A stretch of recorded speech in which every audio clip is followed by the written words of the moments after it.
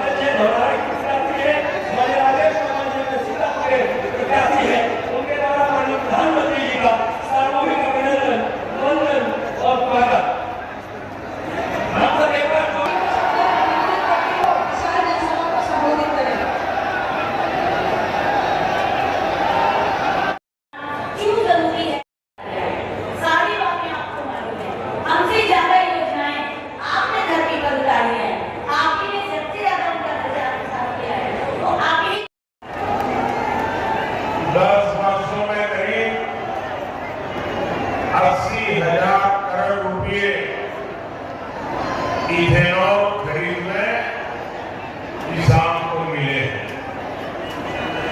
साथियों, मोदी देश के विकास के साथ ही स्थानीय स्तर पर होने वाले विकास कार्यों को भी उतनी ही प्राथमिकता देगा। आज इस क्षेत्र के लोग विकास के एक से एक बड़े काम गिना सकते हैं।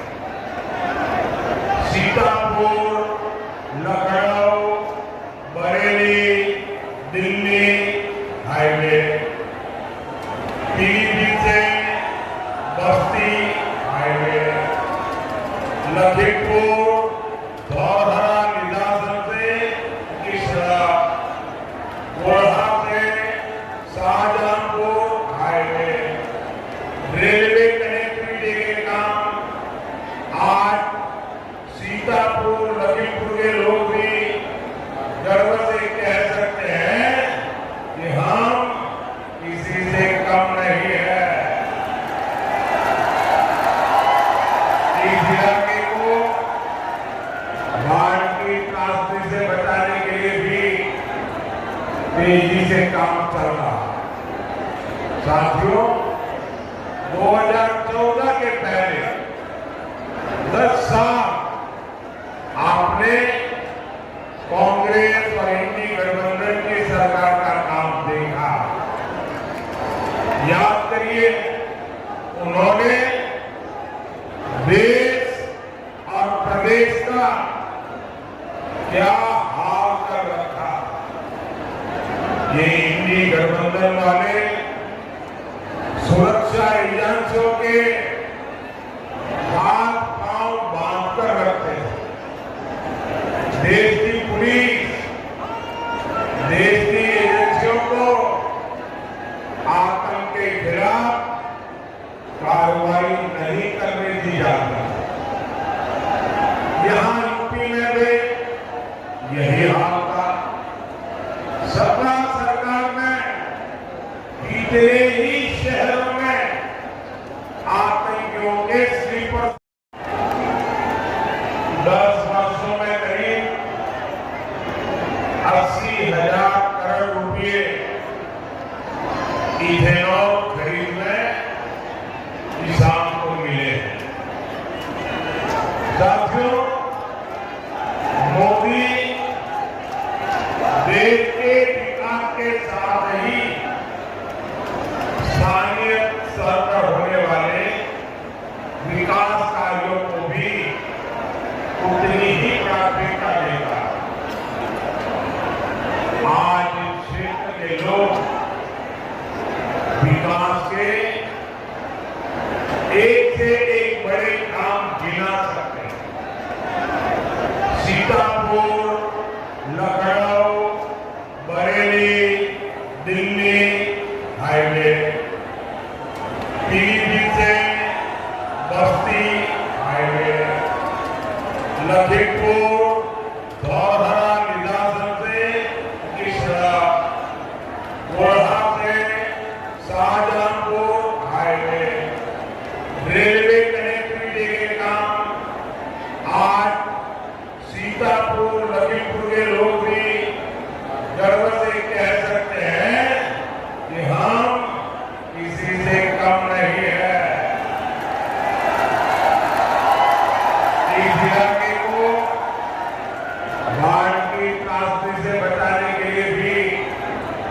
तेजी से काम चल रहा है। साथियों, 2014 के पहले 10 साल आपने कांग्रेस और इंडी गठबंधन की सरकार का काम देखा। याद करिए, उन्होंने देश और प्रदेश का क्या हाल कर रखा। ये इंडी गठबंधन वाले सुरक्षा एजेंसियों के हाथ पांव बांध कर रखते हैं। देश की पुलिस, देश की एजेंसियों को आतंक के खिलाफ कार्रवाई नहीं करने दी जाती। यहां यूपी में भी यही हाल था। सपा सरकार में इतने ही शहरों में आतंकियों के स्लीपर संगठन खुलेआम धमकी देते थे। सुरक्षा एजेंसियां बहुत मेहनत करके आतंकियों को पकड़ती थी, लेकिन सपा सरकार क्या करती थी? सरकार आतंकियों से मुकदमे वापस ले लेती थी। अफसरों को कहा जाता था कि आतंकियों के खिलाफ चार्जशीट फाइल न करो। अफसरों पर दबाव बनाया जाता था कि आतंकियों को जमानत दिलवाओ, और जो अफसर जरा भी आनाकानी करते थे उनका ट्रांसफर हो जाता था, उनको सस्पेंड कर दिया जाता था।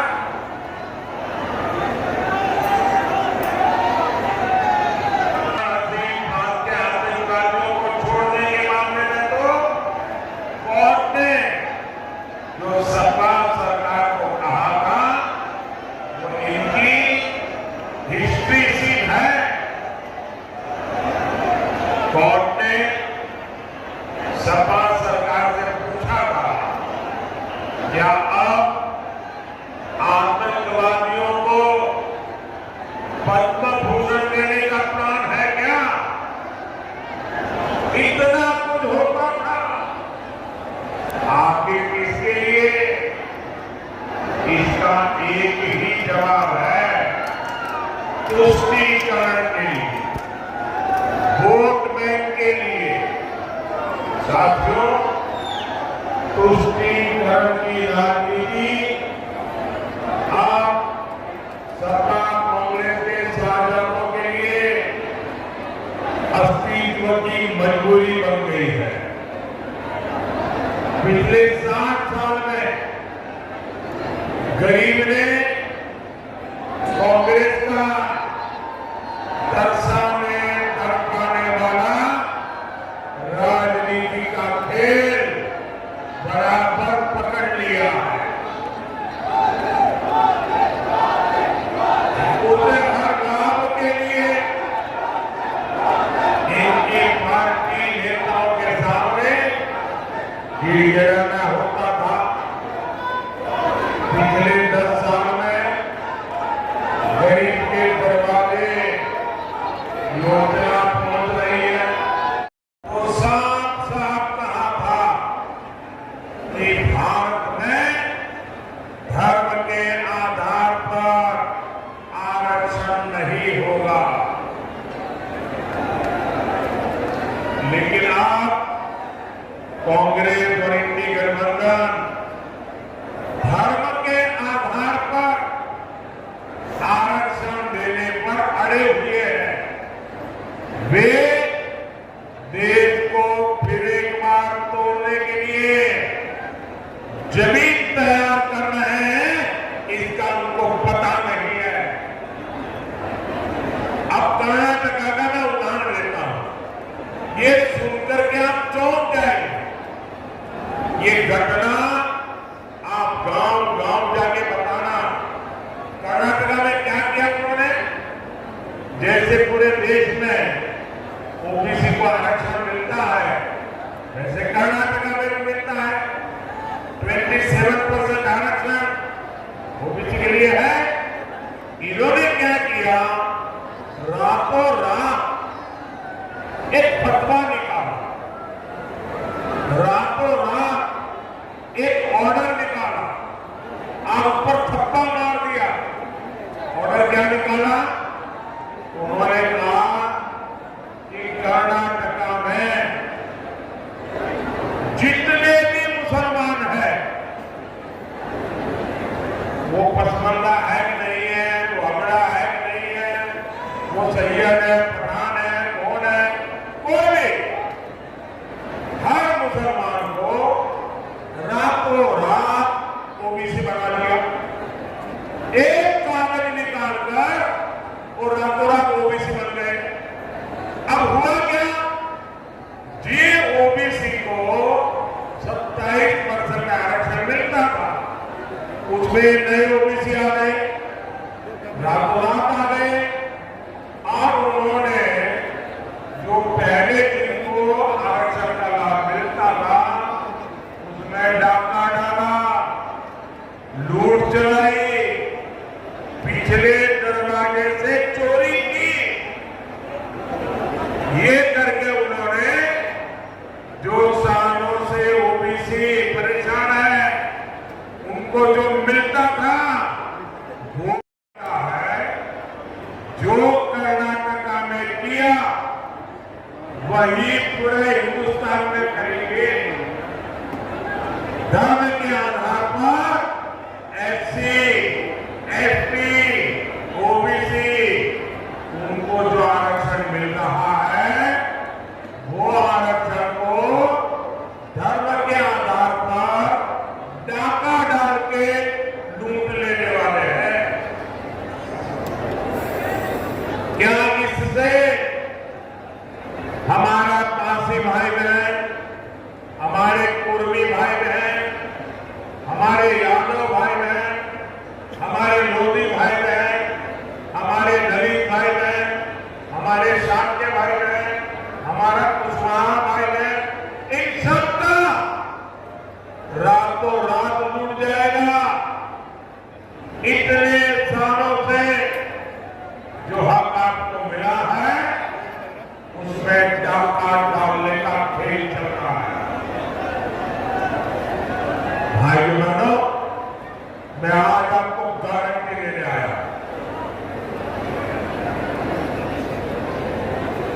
मैं आज आपको गारंटी देने आया, जब तक मोदी जिंदा है,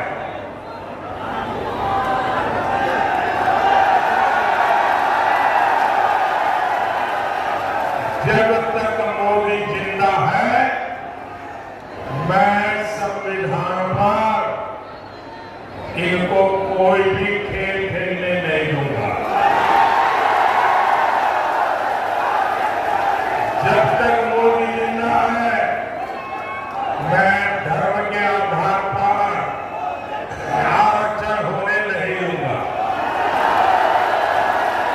जब तक मोदी जिंदा है, एससी, एसटी, ओबीसी उनको जो आरक्षण मिला है किसी को भी उसमें से रत्ती भर चोरी नहीं करने दूंगा। साथियों, कांग्रेस और इंडी वालों की नजर आपकी संपत्ति पर है, इनकी नजर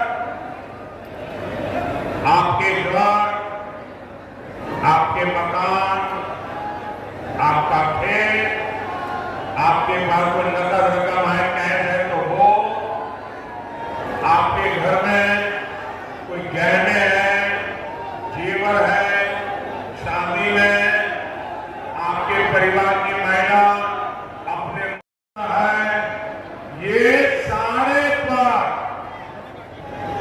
ये इंडी वालों की, सपा कांग्रेस की नजर है। और वो खुलेआम कहते हैं कि आपके पास जो है उसका एक्सरे निकालेंगे, एक्सरे। मैंने तो कांग्रेस वालों के दिमाग में एक्सरे निकाल दिया है।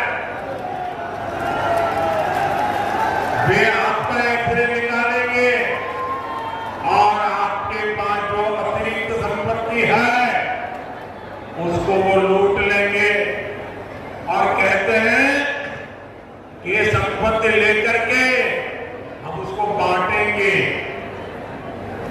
किसको बांटेंगे? मनमोहन सिंह जी जब प्रधानमंत्री थे तब उन्होंने कहा था कि हमारे देश की संपत्ति पर पहला अधिकार मुसलमानों का है। ये डॉक्टर मनमोहन सिंह जी कह के गए हैं।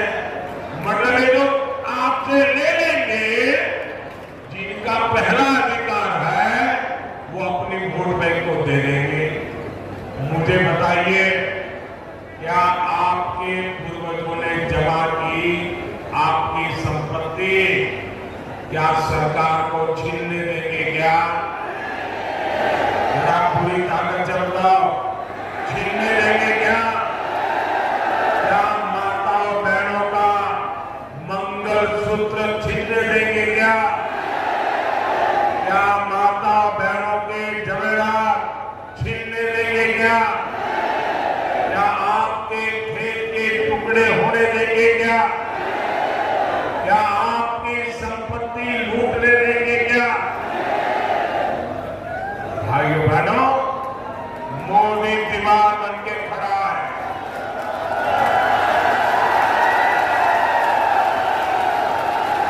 आप मुझे बताइए, आपको लूटने के इरादे जिनके मन में है, क्या ऐसे लोगों को वोट देना चाहिए? क्या ऐसे लोगों को घर वापस भेजना चाहिए कि नहीं? चुन करके साफ करना चाहिए कि नहीं? हर पोलिंग बूथ में साफ करना चाहिए कि नहीं? ज्यादा से ज्यादा बीजेपी एनडीए को वोट दे करके इनका सफाया करना चाहिए नहीं करना चाहिए? साथियों, आज मैं सपा, कांग्रेस और इंडी गठबंधन से एक और बात जानना चाहता हूं।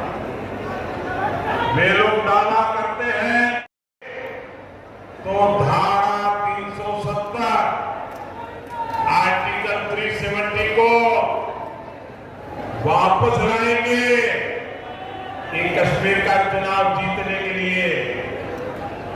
ये कहते हैं कि धारा 370 हम वापस लाएंगे। ये लोगों ने बाबा साहब आंबेडकर का ऐसा अपमान किया है।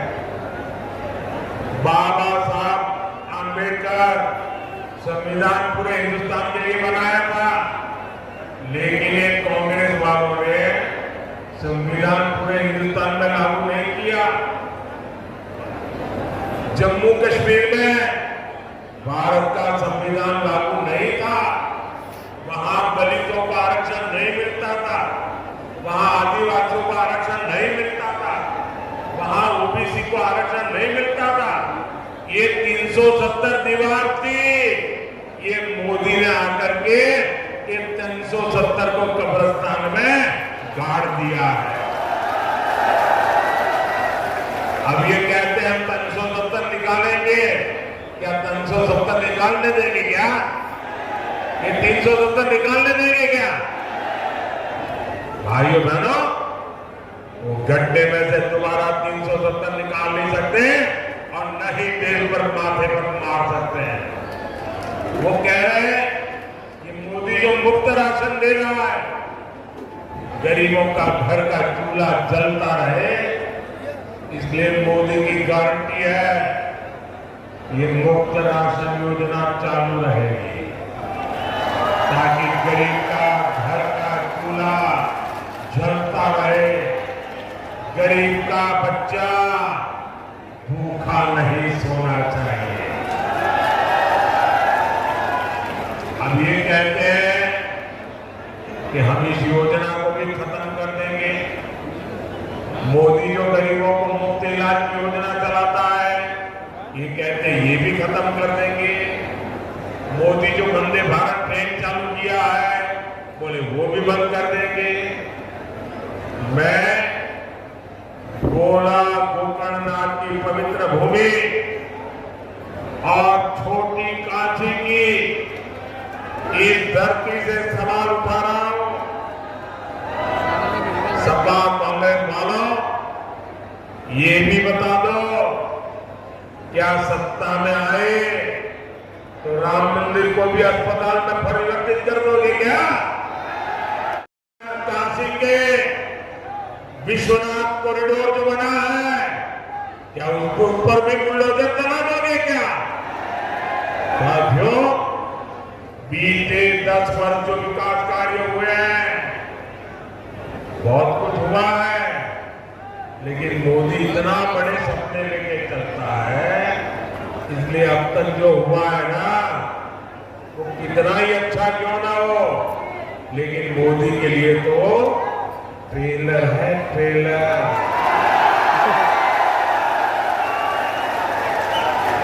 अभी तो मुझे बहुत करना है, 5 वर्ष में कई गुना ज्यादा काम करना है।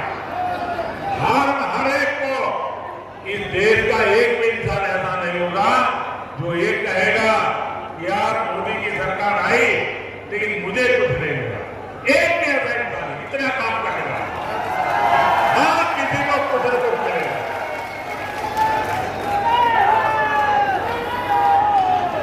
मुझे केले के तने से फाइबर बनाने वाली और हरा की बहनों के समूह को और मजबूत करना है। मुझे 3 करोड़ बहनों को लखपति दीदी बनाना है। काम बड़ा है, लेकिन मोदी को छोटे काम की आदत ही नहीं है। नमो ड्रोन दीदी बनाकर बहनों को और सशक्त करना है। दुधवा नेशनल पार्क को इको टूरिज्म मैप का ब्राइट स्पॉट बनाना है।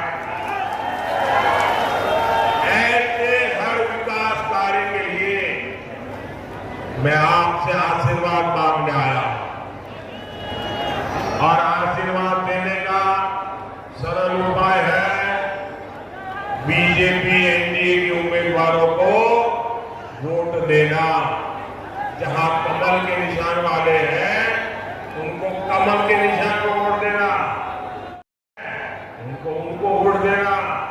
साथियों, आपको 13 मई को धौरहरा से हमारी बहन रेखा अरुण वर्मा जी को, सीतापुर से हमारे साथी राजेश वर्मा जी को, और खीरी सीट से हमारे साथी अजय मिश्रा टेनी जी को भारी बहुमत से संसद में भेजना है। और आप जब इनको वोट देंगे ना, वो सीधा सीधा मोदी के खाते में आने वाला है।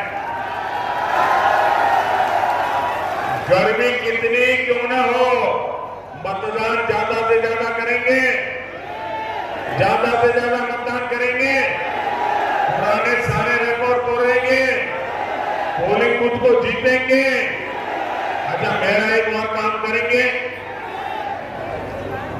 मेरा पर्सनल काम है, करेंगे। यार ठंडे पड़ गए यार, ऐसा चलता है क्या? मैं आपके घर आया हूं, आप कह रहे हो मेरा काम करोगे, सबके जाओगे हाथ ऊपर करके बताओ तो बताऊंगा। मेरा काम करोगे, पक्का करोगे? एक काम करना, घर घर जाना, जितने लोगों के घर जा सकते हो जाना, और जाकर के कहना अपने मोदी जी आए थे, मोदी जी ने आपको राम राम कहा है। मेरा राम राम पहुंचा देंगे, हर परिवार में पहुंचा देंगे। जब मेरा राम राम पहुंचेगा ना, तो उस परिवार के मुखिया मुझे आशीर्वाद देंगे। जब उनका मुझे आशीर्वाद मिलेगा ना, तो मुझे एक नई ताकत मिलेगी, नई ऊर्जा मिलेगी आपके लिए काम करने के लिए। मेरे साथ बोलिए भारत माता की, भारत माता की, भारत माता की। बहुत बहुत धन्यवाद। हरिगांव में जनसभा को संबोधित किया, क्या कुछ मूल मंत्र दे गए आप लोगों को जीत के? मूल मंत्र तो उनका प्रतिदिन मिलता है 365। अरे डिस्टर्ब ना कर। आज इस अपार जनसमूह को उत्साहित करके गए हैं कि आप लोग एक एक वोट बूथ तक ले जाए। सबसे बड़ा जो मूल मंत्र उन्होंने दिया है कि प्रतिशत पोल बढ़ाना है और अपने अपने प्रत्याशियों को भारी बहुमत से जिताना है, ये कह के हम लोगों को गए। मोदी जी उनके आने के बाद अब की बार कितनी % जीत संभव है? 100% जीत संभव, तीनों सीटें हम फरोख्त जीतेंगे। मोदी जी ने एक नारा दिया, मेरा परिवार मेरा भारत, इसको लेकर के नारा, ये बहुत दिन से नारा हमारा चल रहा है, मोदी मेरा परिवार। थैंक यू, धन्यवाद। Thank you.